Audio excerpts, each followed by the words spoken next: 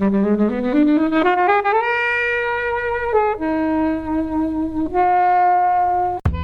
until that point, he is kind of like a bit like a woe is me, and understandably so. He's been dealt a really awful hand, if you like.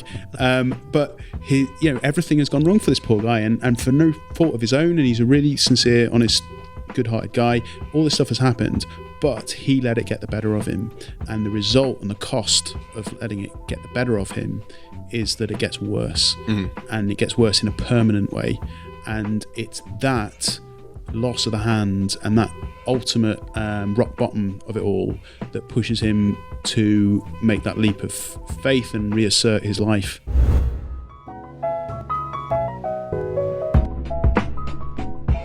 Hey everybody, welcome to this episode of Flixwatcher podcast. I'm joined by Helen. Hello. Ben. Hey. And Rich. Hello. And we're going to be talking about I Lost My Body. Thank you as always to the mighty people for their mighty, mighty tunes. And thanks to Ben from Rockwood Audio for his awesome editing skills. Please do remember to write a review and rate us on Apple Podcasts and anywhere you can do where you listen to the podcast, because it really does help us. And you can join in the conversation with us on Twitter at FlixWatcherPod and on Instagram at Flixwatcher.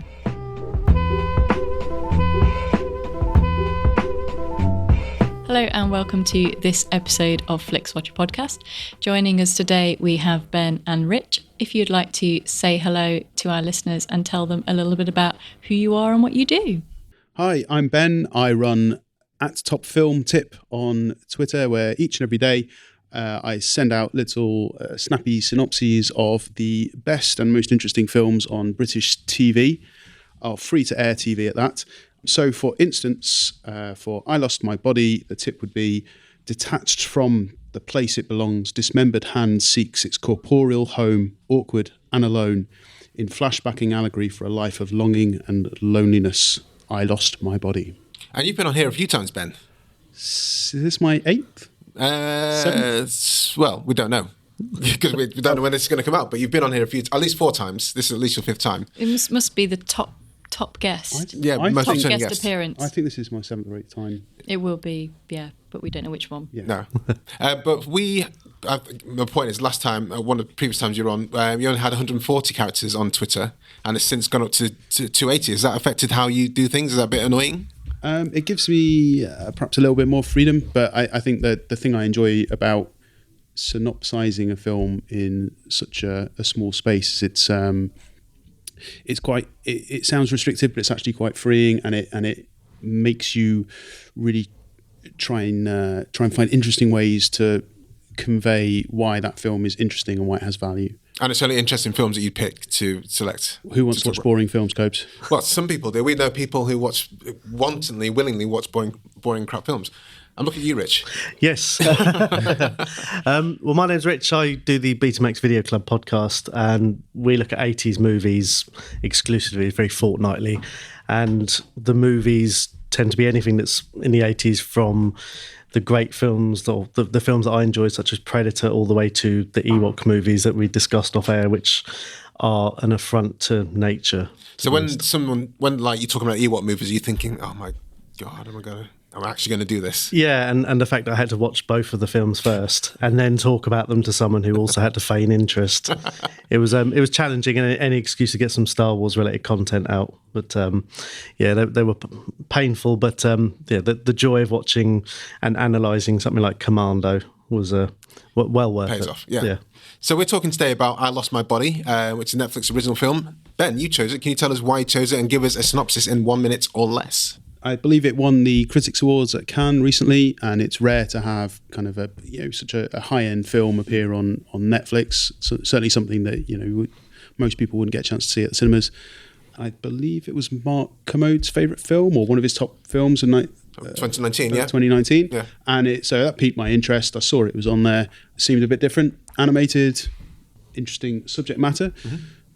So yeah, how can we talk about this film? It's an unusual premise. It's about a dismembered hand trying to work its way back across Paris at night to the body it once belonged to, all the while flashbacking to the life from a promising childhood of a bright young enthusiastic boy to his kind of early mid-20s, watching his life fall apart and all the sorrow and loneliness and just general ruinous, unfortunate things that happened to him along the way. So it's not set out to be a happy premise. What were your thoughts, Helen?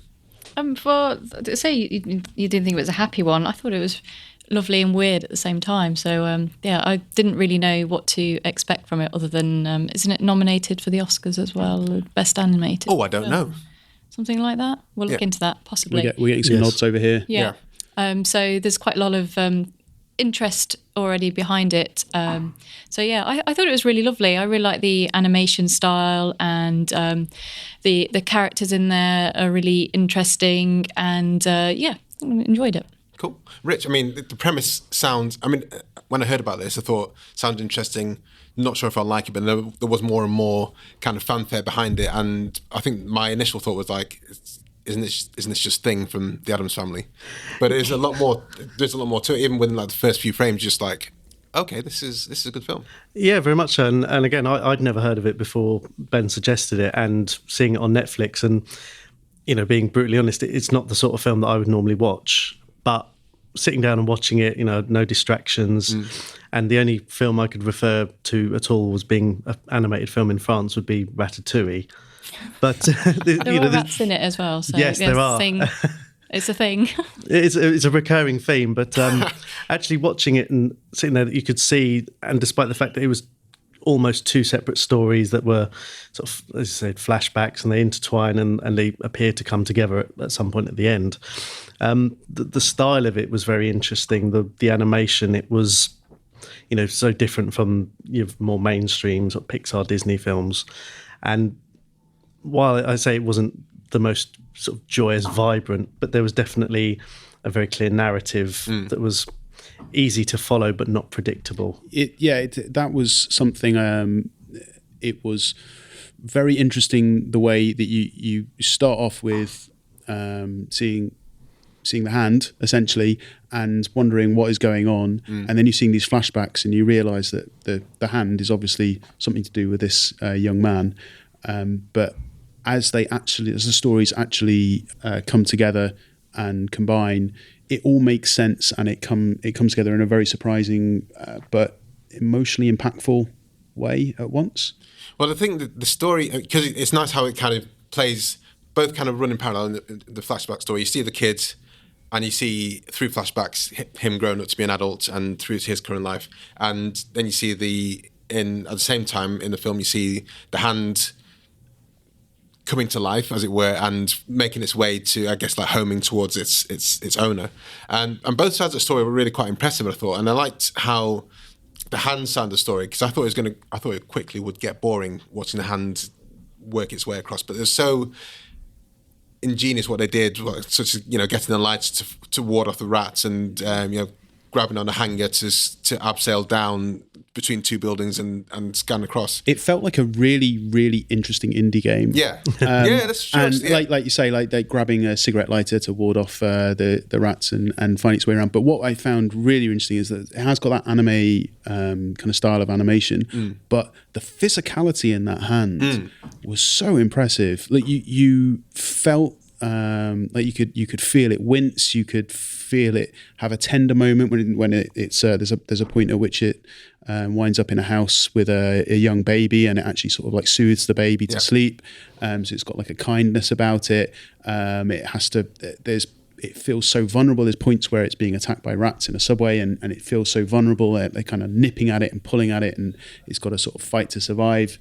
And there's real stakes, if you like. It doesn't feel like it's it doesn't feel like some sort of Addams Family premise where it's just a hand running around and it's a bit of a novelty and nothing's bad's going to happen to it. It really feels like there's something at stake, and then that whole all these seemingly minor things, as I've just mentioned, actually start playing out as allegories for the vulnerability and the suffering and the kindness of the main character as well, and that kind of works together in parallel. I mean, the main character's story, before he's even lost his hand, he's gone through a bit of a ringer. one of the main driving plot points is that he loses his parents in a car crash, in a car accident, which is, this is kind of Steven Spielberg 80s fodder, isn't it? But it's a hard kind of story to follow, and then he's kind of he ends up with an uncle or a distant relative that kind of... Yeah, the kind of...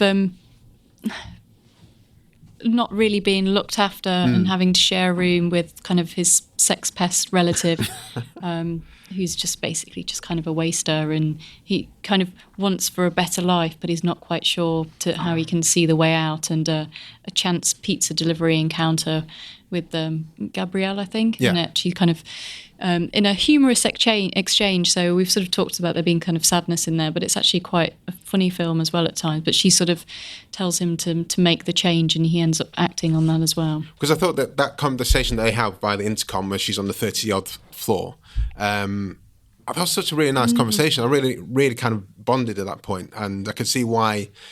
It's outwardly sounds a bit creepy that he then tracked her down a bit. I think it was kind of played cutely as well. I think if he had just... I think, to interject a little bit of context, the chap, the protagonist, in flashback, he encounters this girl, a woman over the intercom at the pizza delivery, and he feels that they've hit it off. Yeah. But he never quite meets her, so he's got a few details about her. He tracks her down to where she works, follows her home, and then finds employment with her uncle in a carpentry workshop, which again goes into, there's lots of moments in this that are to do with like painted hands, fist fights, splinters in the fingers. So it all kind of, there's a real hand digital sort of theme going on. But he seems very sincere that he actually is trying to find a way to be closer to this woman. That's what I mean. It could be, the premise of that could sound creepy, but the way it plays out isn't. And when she said in that conversation of the intercom, when she said, he says, "Oh, I had an accident," and instead of like brushing it off, she said, "Oh, I hope you're okay." And that was the kind of thing that turned him. And it was like, you could tell people don't ask him that much. Yeah, I think they actually... I think that's quite subtle, because at first he thinks she was asking if the pizza is okay. Yeah. And she was like, "I don't care about the pizza. Are you okay?" Yeah, exactly. And so he feels like a warmth that perhaps because his life is, he's lost his parents, he's got no real friends, the guy he lives with is an awful person. He's terrible at delivering pizza as well. Yeah. This is not his job. And he's just too kind-hearted and sincere a guy to be in such a dead-end, hopeless rut in his life. And it is quite sad, but he's got this hope at the end of the tunnel. There's this really wonderful seeming girl, and he doesn't know what she looks like at this point. He sincerely wants to be close to her, and he gets this job with the uncle as a carpentry apprentice, and then he makes efforts to try and kind of not win her like a prize, but to show that he cares. And then it comes to a point where there's a reveal, and I think she's got a thing about igloos and isolation. And I didn't understand where the igloo thing came from. I remember at first he drew it on the condensation in a window, but I couldn't. Because he made her the bear, the polar bear, and they were talking about polar bears. He took a book out from the library about polar bears in the Antarctic, I think. But was that before the igloo was drawn, and was that as a result of, or was that? I think it was something to do with she was mentioning like living so high up in the tower block was like being like isolated, right?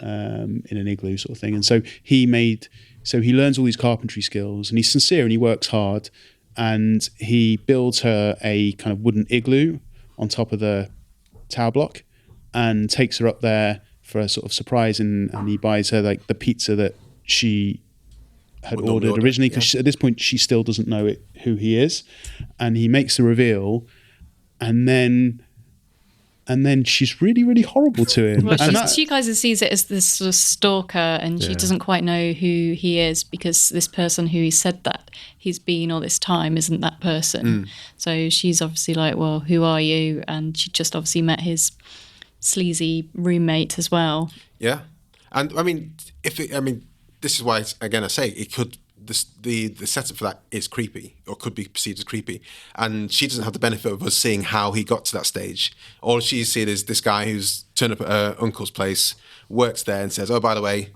here's that pizza." The pizza and guy. it's like, hold on, dude, I don't know what's going on anymore. I felt really bad for him because I felt bad for him, but you can understand her reaction. I would have yeah, to an extent. I think even in the moment, he was being genuinely sincere, and up to that point, he hadn't done anything that was untoward. He hadn't made any sexual advances or lewd But he'd comments. not told the truth about who he was, which is, as you all know, a major red flag for behaviour that's not so great. So even though we can see that it's coming from his heart, place, yeah. she's obviously like, who is this guy? Like, you're the creepy pizza guy. What? This is really weird. How do you know where my uncle lives? And these kind of things. She doesn't have the same level of backstory as he does, so it's hard. I suppose it could be implied that she's had some bad experiences in the past, and this is like triggering some. I think she was just a bit like. I think she was being protective about the fact that he befriended the uncle and didn't understand, she was protecting him because of whatever illnesses he had, and this guy had suddenly popped up and, I suddenly in their life. To some of it he's playing the long game, but very much sort of coming along, becoming an apprentice and learning a trade purely to meet this girl and to spend time. And I mean, I guess if this was a different type of film, they'd fall happily in love in the igloo. But again, I think I've said in the past that I don't think all films should have a protagonist that you like. I don't think all films should have a happy ending. I don't think all films should be enjoyable in the traditional sense. And this certainly falls into the category of films that I didn't really know much about it. I think I'd seen a brief trailer or a teaser. I knew it won the award. I knew critics were enjoying the film. And I didn't really know what to expect other than it had something to do with a dismembered hand. And it was quite a harrowing film. It's got that really haunting score as well all the way through, and quite aptly chosen classical music in there at certain moments. And it's sincere. Like there's real emotion. You can really feel the Naoufel. You really, I certainly connected with him and felt his pain and suffering as he went through. I did like the way that they didn't fall happily ever in love after that scene. I think I like that story direction that the filmmakers took. And it could have been, like you say, Rich. It could have gone one in a few different ways. I mean, I thought initially, once he, I don't want to say tracked down makes it sound a bit dodgy, but once he found where Reconnected. When he reconnected with her, at her uncle's place, that's when he could have said, "Oh, I was the guy that delivered the pizza a couple of days ago. I just really wanted to say hello." For me, that would have been the most opportune time to kind of say who you were, and I think that would have been the least creepy time to say it. So I can understand definitely why she was like, "It's been a few months now, and you've just only now said who you were." But that's part of the story, and this is why this is not a Pixar film. It's not like a happy Disney film animation, and this is why I think it does set it apart from others. In terms of animation itself, Ben and Helen know a friend who doesn't watch any animation. What are yourself, Rich? Well, I think the fact that it wasn't so vibrant in the colours, you kind of associate, and or maybe it's just me being a bit more, this kind of film is fairly new to me, but you're used to watching a Toy Story or something. In my case at home, I watch Frozen a lot, and this is so different because it shows a very gritty side of a French city that is often portrayed in films, but to see it animated in a quite particular style, it looks almost Japanese, but it looks unmistakably French, and the fact that there's a lot of rain kind of makes it atmospheric as well. The lighting effects. I'm just looking at some of the pictures now. Some of the lighting effects are absolutely gorgeous. Even when they're like quite harrowing moments, it's unquestionably beautiful to watch. When it does get the lights out in the underground, that whole sequence is awesome. I really think, because you're just flicking the light and suddenly you see not just one rat but like a horde of them, and suddenly it's got to escape from them, and that is quite stark. I think there's quite a long history, if I'm not mistaken, with French and Japanese animation houses kind of sharing talent and resources. I mean, my favourite childhood cartoon was Ulysses 31. Sure. And that was French-Japanese crossover, yeah. And I think there's always been quite a close marriage there. This is more. They definitely anime-esque and Ghibli-esque, isn't it, than traditional Western style of animation. It's not quite as florid and vibrant as Ghibli. No. As Rich was saying. It's kind of a bit more subdued, but it does have a Japanese animation style, but it's kind of toned down and pulled in, a bit more restrained, I'd say. Apart from the bit when there's a severed hand, so you get an animation of a severed hand, which is and the eyeballs pretty gruesome, and a squished eyeball, and that's very anime-esque, isn't it? That breaking of a pigeon's neck and rats biting fingers. So we're saying all these like really lovely things as well, but there's all these really kind of grotesque but also really interesting moments in it as well. This hand has a lot of lives. Yes. That pigeon sequence actually was quite quite early on as well, where you're like, oh, okay, this is interesting. Should we talk about the ending? Yeah, absolutely. So the film ultimately culminates with his hand working its way back to its owner at the point at which Naoufel is in quite a state of despair.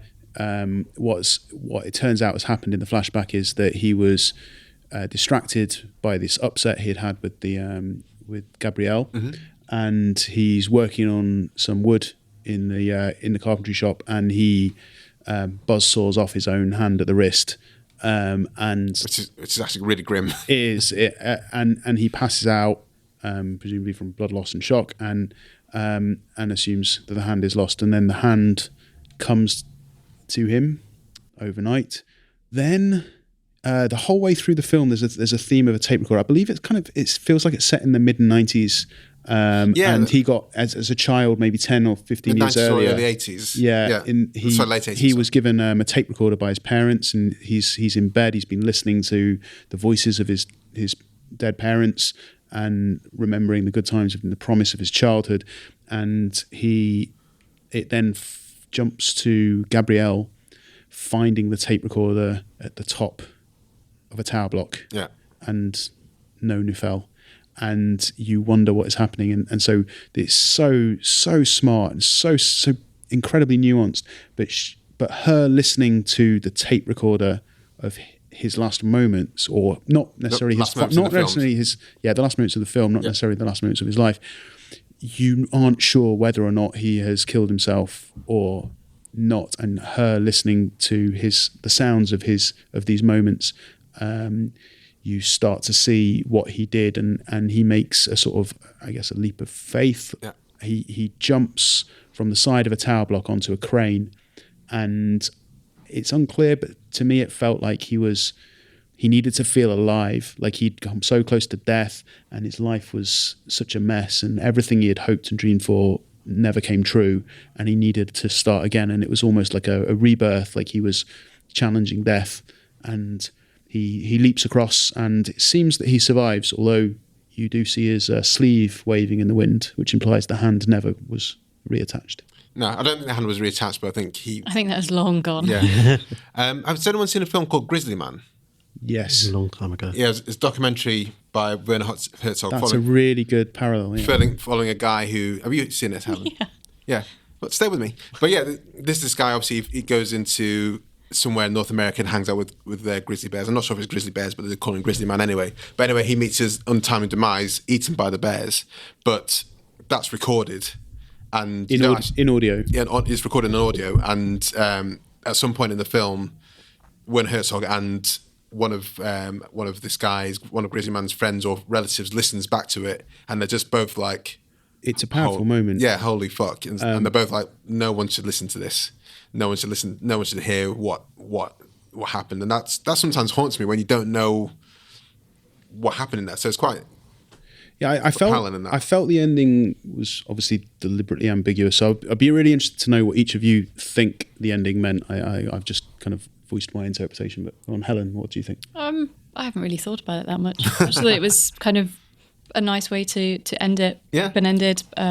Yeah, I was going to say it's a really interesting film and how it really uses sound as well, because often with animation it tends to rely on the visuals, but with the sort of the listening back, because it's not until near the end that you find out that his parents died in the car crash and he was ultimately responsible for it, and then that he certainly felt responsible. Yeah, he feels that way, and he had some kind of role in the accident. So it kind of all clicks into place how he feels about certain things. And that's kind of shown mainly through sound, isn't it? Yeah. I mean, I just kind of assumed he jumped and made it. And that was the end of the story as we were going to see. I didn't think that then he went to kill himself. I think my interpretation was if he didn't make the jump, if he didn't survive, then he would have been like, okay, well, this is it. But the fact he landed on the other side was like, okay, well, let's do this. Let's live again. It was left very open in that there was, he was stood on the crane and there was almost the moment of, okay, what now? Whereas, the film makes it quite clear throughout, this is not a predictable linear story where he gets so depressed he kills himself at the end. But, he survives this, as you say, leap of faith. He makes it onto the crane and now it's, okay, where does it go? And perhaps had this been set in the sort of the last decade, he might have filmed it and it would have been an early parkour shot. Yeah, that's right. It would have been there on a mounted tripod on your iPhone. On his GoPro. But and the fact that, as you say, she listened to it purely through sound, she only had that one sense of what was going on, other than what was clearly laid out in front was a ramp and the tape recorder next to it, but she was purely listening with no other concept of what was going on. And you felt that tension because we hadn't seen it happen, of her, you're almost with her going, what happens next for that couple of seconds before you hear the sort of screams at the other end. Go on. English or French?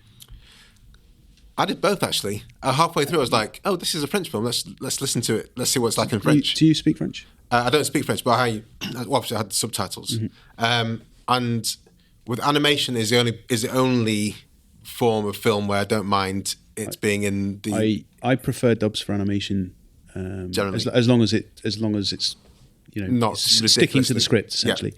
Yeah. But when I changed from the English to the French, the voice and the tonality of his voice is a lot different, and it actually kind of like suited it better. So I watched the whole film, but our Netflix, I think, defaulted to having subtitles on, and at the beginning, and we watched it with the English language, and with the subtitles, and they were very different from the words that were being spoken. But also, I spent the entire film without thinking about who voiced. I said, that sounds like Dev Patel. It sounds like Dev Patel the whole way through the film until I got to the end, and I suddenly realised because it would have at the end who voiced, and I thought, it's Dev Patel. Oh, okay. I think it was the different versions then. Yeah. So obviously there's a French version's original, but it's dubbed in English. So I watched it defaulted to English in mine, and I was quite happy with that. But I felt like the voice acting was excellent, and it played into the physicality and the emotions of the character. I didn't realise till the end it was I'm going to pronounce it wrong. Alia Shawkat from from Arrested Development. Yeah. Sure. She plays Gabrielle, does she? Gabrielle in the English dub. And George Wendt was the uncle. Oh, really? Yeah. Norm from Cheers. Yes. Yeah. That's so bizarre. I didn't realise there were two versions. So I just listened to the French version and had the English subtitles. Yeah. Well, I just did a. Wait a minute. Let's see if it's in a different language and try it out for the latter half. It's nice to have options at one of those games where you roll the dice and it goes where it follows. But yeah, hearing it throughout, and I mean, I didn't think to watch it in the French, which might have given it certainly would have given it a different atmosphere. But watching it in the English, it certainly added something a bit different because it was very visually France, but with clearly English and American accents. Right. Well, let's head to the scores. Hello, I'm Sam Pay. And I'm Martin Zotz-Ostwick. And together we host a show called Song by Song, where we deal with the music of Tom Waits. We've been going since 2015. Every week we talk about a new track. We've made our way through 15 seasons so far of his music. And now we're going back to the early years. And if you haven't listened to Tom Waits before, it's not the growly stuff. It's not the stuff where he's hitting an automobile with a bone for percussion. It's a nice, easy way into his music. If that sounds like something you would be interested in, you should check out our website, songbysongpodcast.com, or put Song by Song into your podcatcher of choice.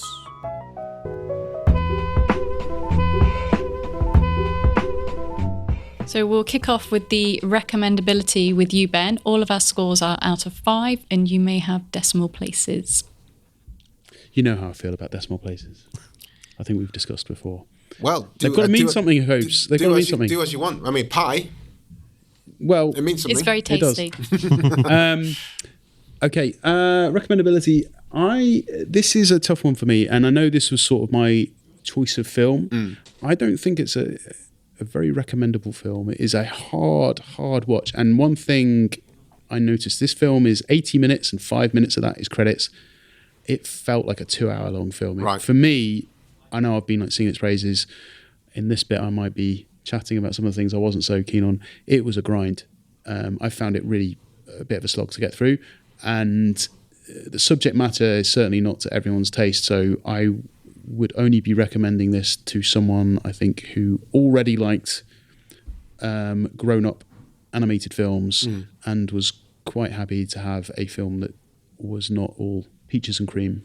Sure. So what's the score for that one? Probably a 2.5. Oh, wow. Wow, ouch. Rich? See, on the other hand, it not being the sort of film that I would normally watch, I would recommend it because I think while it did feel longer than its running time, the running time was enough that you're not investing a full evening in it if you sat down to watch it. And I think there's enough in there to cater to enough different genres that even if you're not necessarily a fan of animation or particularly more serious films, there's action in there. There are moments of, I would say comedy, but slightly lighter moments where I think there's enough in there for a lot of people to at least give it a try.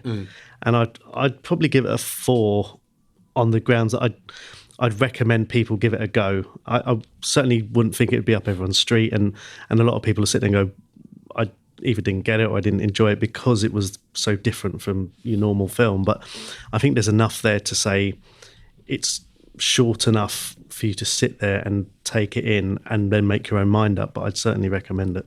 Helen? So there are people who will not watch French films and there are people who will not watch adult animation. So if you're either one of those people, then you're not going to enjoy this. And it's not a children's animation. It's not one of those that are kind of universal because it's got quite scary moments in it. So I'd definitely say that it is an adult one. But I didn't find it dragged at all. I thought it was quite breezy and had a really nice pace. So I'm going to give it 4.3. I'm going to go for 4. I really liked it. I think animation does kind of come with a weight sometimes, doesn't it? And I would recommend this to people who like Studio Ghibli films because they're not necessarily kid-friendly, off-the-cuff animations, although the films, some of them are quite bright and breezy, but they're not necessarily, give that to your kid. And people who like anime, I definitely say have a watch of this. And also people who just are interested in cinema generally, but I think it is a bit of a big sell. Not big sell. You have to caveat it to a few people. But I think it'd be worth rewarding, and it would be a rewarding watch. And I think after 5 minutes, if you're not that interested, then just say to me, if you're not interested after 5 minutes, then just switch it off. I think it's interesting. I think a film like this might yet find its feet on the small screen. I know the small screen tour is a bit later on, but like Ghibli is imminent. To Netflix. Suddenly it arrived. Yeah, on Netflix. Mm-hmm. And I think with people perhaps who somehow still haven't discovered the wonders of Studio Ghibli, these kind of more adult, interesting animated films might seed a bit of interest in other things like this. Repeat viewing score, Ben. Can I have something to attach these figures to? Give me an example. So I don't know. Repeat viewing score can be played in a few different ways, I think. So one is like for a film like Inception, where you're like, okay, I have to watch it again because there's stuff in there I completely missed and I need to get into it. And then there's the films where you just like, at the drop of a hat, I'll watch it any time. And there's films where you just think, I'll keep watching that once a year, twice a year until the day I die. So they're like the super high. Okay. I don't think I'm ever going to watch this film again. So, so that's going to be a 0 to 1. I would probably say. I'll say 1. I'm not going to say never, ever, ever. And if taste change. If someone said, "I'm going to watch I Lost My Body," Ben, do you want to watch it with me? And you've got nothing to do. Would you join them? Oh, it really depends how much I like that person. Like I say, for me, it felt like a real grind, a real slog. I'm very glad I watched it. Mm-hmm. But to compare that to say something like The Joker, that was a hard watch. But I will watch that film. I watched The Joker again, and that was a really impressive film. And this was interesting, and it was very well made, and it was different. and it had everything about it on paper was fantastic. But I feel no draw to have come and watch it a second time. So 1. I'm going to go with a 1, Coach. Rich. Now, I'm going to go for a 3 based on the caveat that we talked about, where we have the option of viewing it in a different language with subtitles, because I feel that I could watch that again with the French narration or dubbing, and maybe with English subtitles just to sort of follow it along. But I think... what? Sorry. I think you need it. Yeah. Do you speak French? No, not at all. But I think just because I've seen it now and I know where it's going, and I feel like tonally, as we talked about earlier, I may find a different side of things than I didn't before. To be honest, that might be the only reason I would rewatch it, but I think it's certainly compelling enough for me to sit down and spend 75, 80 minutes watching it with with the French accents for that reason. So you're going to go for 3? Yeah. Helen? I'm going to go for a 1. I really enjoyed it, but I don't know what I'd get from rewatching it. So, yeah, not in a hurry to go back. But I did really enjoy it. Yeah, I'm going to go for 1 as well. I don't revisit anime or any Studio Ghibli films. I might Ghibli, probably... though. I'm looking forward to it coming onto Netflix. As we record, Studio Ghibli has not landed on Netflix. As this goes out, it potentially has done. But I'm looking to rewatching them and looking forward to rewatching them. And mainly... Princess Kaguya. That was one of those kind of most visually striking for me in terms of The watercolours. Yeah, I thought that looked great. But generally, I don't rewatch those kind of films, so I think the same will apply here. Small screen score, Ben. Yeah, this worked really well. I felt. I think Rich mentioned before, it's quite nice to be able to watch it uninterrupted, and something that certainly. Was essentially a small studio indie film that doesn't get wide distribution. You know, if you're not in a city that has a art house cinema, I doubt very much this even got within 50 miles of where you live on the screen. So to have such a highly critiqued and well received film of this kind of a nature on streaming service like Netflix was, it's great. So I don't think it lost anything for being on a small screen. I've got a reasonably big telly. Watch it with the lights off. I don't feel if I'd seen it in a cinema it would have changed the impact. So I guess a 4.5 on the small screen. Rich? This is not a film that I would ordinarily part with money to see. Again, you wouldn't get much to the ratio of minutes, would you? Runtime? No. 80 minutes. You expect at least like 90. You want bang for your buck. £15. Yeah, if you go and sit in your local Cineworld and see this. But I think it's perfect for Netflix in that it brings it into your house. Obviously, this was recommended ahead of the recording of the podcast that, and even then I wouldn't have sat down and watched it, but it works so perfectly for the Netflix platform for watching at home, because I think you'd have to be a real film buff to go to the cinema to see this. And I think it belongs in the house. Sure. And I think on a small screen, it's ideal. And certainly in my circumstance, it was just perfect to watch on the TV. So I'd give it a 4. Helen? Oh yeah, I'm going to go for a 4 as well. So it's great that Netflix are putting a little bit of money and promotion behind films like this. But I do get the impression that obviously it was made to be viewed in cinemas and on a bigger scale. So I think it would have been a different experience to have seen it on a bigger screen, but I don't think that it loses too much by watching it on home. Yeah, I think I'm going to go 2.5 here. I think I would have enjoyed seeing this in the cinema. And when I have seen... Princess Kaguya in the cinema versus at home, and I've seen like Songs of the Sea gorgeous on a big screen. You do see where a lot of the detail comes in, and as you said, I think it was yourself, Ben, talking about how the hand works and how it's got a character, like when it's playing with a baby and they had the pacifier or dummy on his finger to like help out. Those kind of things were really kind of intricate. So I think. And also, again, as we talked about with the rat scene and the pigeons, those were quite stark, impressive, scenes and shots. I guess the other main difference is the audience factor. So I know whenever there's a Tarantino, as infrequently as they occur, I make sure I go and see that in a full sold out screen right. within a day or two of it arriving for the audience experience, and I saw Jojo Rabbit at the London Film Festival, BFI Film Festival, with Taika in the audience as well. And I'm obviously not going to spoil anything about that absolutely wonderful film, but there is a moment in that film where the entire sold-out audience gasped. And that is not that kind of shared emotional experience you don't get at home. I wonder would you guys imagine there would be a difference watching this film with an engaged audience? I think if there's a full packed house, I envisage watching this as like I go there Saturday morning to a Pitch House Central or something, or an Everyman, and I'm maybe one of two people in there because you're just going to experience the larger scale and having the music around you. But I think some of those scenes, like with the pigeon, when I was watching, I was like, fucking hell! I was generally like, that's dark. Yeah, it's proper dark. It is. I'm not sure it would have been as visceral as gasping, but I think you could have sensed people like, whoa. Didn't see that coming. It's not as full audience engagement as comedy or like the shock horror, or just like saying Jojo Rabbit is something unexpected. But I think there would have been a noticeable kind of like, okay, we're in this kind of place. Okay, let's strap in. 2.5 engagement score then. I found this was two films. I've mentioned the slog.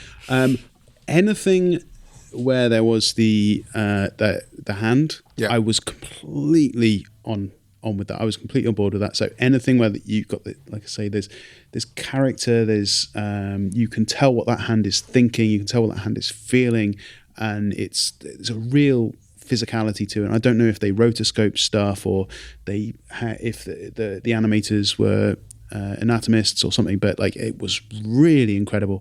I was wholly on board with that. How does that rate as a score?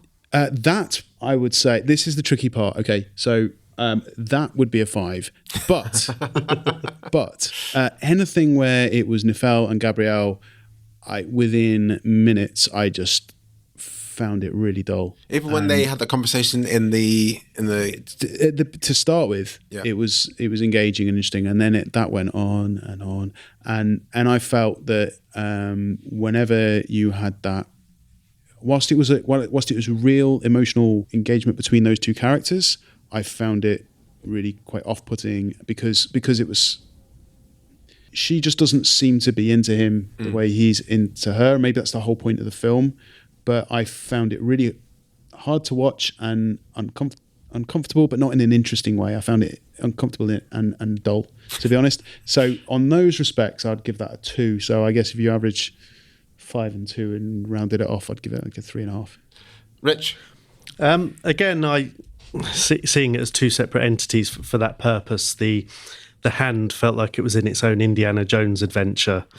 It was doing all these daredevil things and some of the imagination that was shown in how they interpreted the hand, whether it be with the rats or the pigeon or above the traffic. It was so creative, and as Ben said, the way it was presented in such a way that you almost felt this hand was its own sentient being with a brain and eyes and things like that. The other story of Naoufel and Gabriella, I found, because the film was clearly not set up to be a predictable movie, I kind of saw from the beginning that because they were coming from different angles, there wouldn't necessarily be that happily ever after thing, which, because I saw that coming perhaps quite early, and I did kind of find that a little bit, I wouldn't say creepy, but I could see why, certainly she would not appeal to his nature of the extra onions and the igloo and so on. Who puts extra onions on a pizza though? That's where it all fell apart. Yeah, he needed the double mint breath. But I think, as again, I probably come to it as maybe a 3, purely because the adventures of the hand massively outweighed the rest. I'll agree with that. So I'm going to give it a 5. I mean, it probably helps, obviously, having the French audio and English subtitles that obviously to keep up with what's going on you have to stay in tune with it, but I would recommend if you're going to watch it to have that.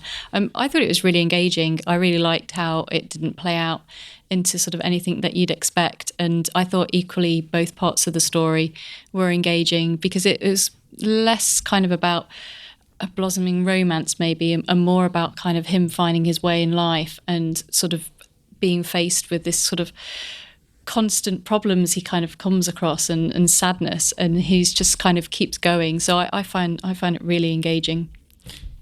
I'm going to go for 4.1. 4.1. Yeah, I really liked. Come on, Copes. What's the 0.1 for? Explain. The 0.1 is that I was going to go for a high. I was going to go for 4.5, and I was kind of in a way disappointed that we actually saw how the hand came off. Really? Yeah. You had to kind of see it though, or else it would just be like, well, I don't, because we don't know why it was sentient and had the ability to move. So I don't necessarily see why we needed to see how it came off. To see the reason it came off is because he'd let his anger take control and beat that guy up and got drunk and then decided to. No, I get why it came off. But so you had to see it come off like that as a result of those actions. But also, I don't think you needed to see it come off as well. I don't think you needed to. Oh, yeah. I think there's a version of the story where you don't have to see the hand come off. So the film starts, the guy hasn't got a hand. You don't need to find out why he hasn't got a hand. You just, I disagree, Matt. I hugely disagree with this. We agree to disagree. But that's why I was like, it's a bit grim when it happened. I was like, oh. It's the cost of it. And for me, the reason the payoff of that scene, and I mean, it's a really harrowing scene where the saw catches on his watch, and pulls his hand in, is that up until that point, he is kind of like a bit like a woe is me, I'm so hard done by, and understandably so, because he has had a really awful, he's been dealt a really awful hand, if you like. But everything has gone wrong for this poor guy, and for no fault of his own, and he's a really sincere, honest, good-hearted guy. All this stuff has happened, but he let it get the better of him, and the result and the cost of letting it get the better of him is that it gets worse, and it gets worse in a permanent way. And it's that loss of the hand and that ultimate rock bottom of it all that pushes him to make that leap of faith and reassert his life. I mean, I get honestly that the hands come off, but I just don't. It's almost like the Wizard of Oz. Don't look behind the curtain. It doesn't reveal much. For me, it didn't add much that you actually saw viscerally how the hand came off. We know the hand's off, and somehow we get there. And for me, it's like I would have almost liked to have wondered exactly how that happened. Well, you've got in my mind. I mean, that's just. I see where you're coming from. For me, I suppose you've got the wonderment of how this hand is special and different from all other hands. But that's what I mean. I just don't think you can reconcile it, because the hand is sentient, it's alive. To actually explain how it came off, I kind of feel like, well, are you not going to explain how it's alive now? Because it kind of detracts from that. And if we just accepted that here's a hand, it's apart from the body, it felt like it's trying to get together with the body it lost. It felt like the gut punch that it was required. Do we know it's definitely his hand? It's got a mole. Okay. Yeah, I did like the attention to the mole that it played. That's how you know. So that gives us an overall score of 3.21250. We go to Twitter before coming in to record and ask people. In this case, we're reviewing I Lost My Body with Top Film Tip and Betamax Pod. Have you seen it? Tell us your thoughts on air. Shout out on Flixwatcher. We just had one response today. Ben, do you want to give us that response? This is Lee Thomas, which is Lee Thomas 5 on Twitter, and he said, "Didn't like it. Ponderous tosh. I lost my patience." And after prompting, how many stars, Lee? 2. The animation was nice. Fair enough. So 3.21250. Guys, can you start off by letting everyone who's listening know where they can find you online and tell them more about yourselves? My Twitter is Betamax Pod, Instagram at Betamax Video Club. And available on the podcast is on iTunes and all good and bad podcast apps. So wherever you listen to this podcast, you can listen to yours. Yeah. You can find my film-related content at Top Film Tip on Twitter twice a day. if for any strange reason you want to stalk me and buy me pizzas, I'm at Seth Rogen Josh on Instagram. And can I plug my book? Yeah, plug away. I also wrote a young adult neuroscience fiction novel called Winner Winner, which I won't go into too much detail here, but if anyone's interested, you can check it out at winnerwinnernovel.com. Fantastic. Thanks Thank for you very coming much, guys. on. Bye. Bye. Bye. Bye. Enjoyed this episode of Flixwatcher podcast? Why not leave us a 5-star review on iTunes? You can also follow us at FlixWatcherPod on Twitter, and we're at FlixWatcher on Instagram. Thanks as always to the mighty people for their mighty tunes, and Ben from Rockwood Audio for his awesome editing skills. If you're looking to get your podcast edited as sweet as this, get in touch with Ben, and that's Rockwood, ROKK Wood Audio. Tell him Flixwatcher sent you.